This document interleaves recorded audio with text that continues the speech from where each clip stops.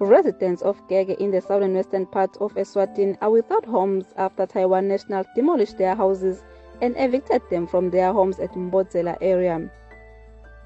Eswatini is a tiny kingdom situated in southern Africa with about 70% of the population living below the poverty line. Citizens in the rural area survive on subsistence farming and without land. 100 might die of hunger. Jeremy Liang, the ambassador of Taiwan, has been evasive when asked to respond about the ongoing human rights violations perpetrated by his country in Eswatini.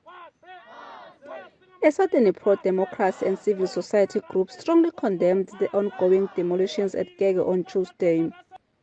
The Secretary General of the People's United Democratic Movement, Pudemo Penyon Malinga, was leading a protest to deliver a petition to Gege Ingundla, demanding an end to the demolitions of homes.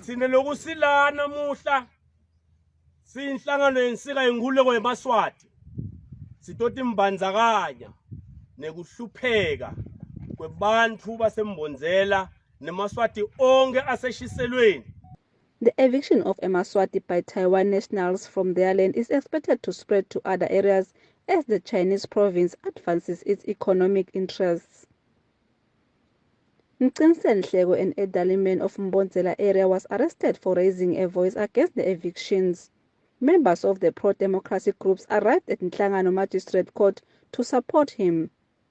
Ngomsombuluko ntambama iyafika ke iTLB ngo10 ebusuku sezodemolisha imizi yethu.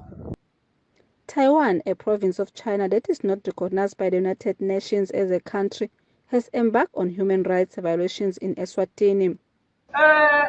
Besela umhlaba ukuthi usisize kulobunzima lesibhekana nabo.